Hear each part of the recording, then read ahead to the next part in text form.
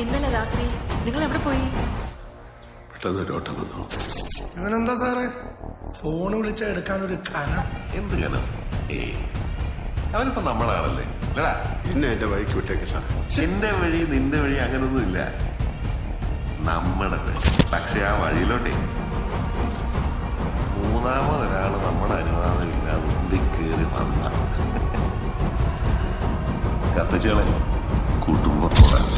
ഇത് എന്റെ കഥയാടാ. ഈ കഥയിലെ നായകൻ ഈ ജോർജ് സാറാടാ. ഓർക്കാൻ പോലും ഈ കഥയിൽ നീ ബാക്കി ഉണ്ടാവില്ല.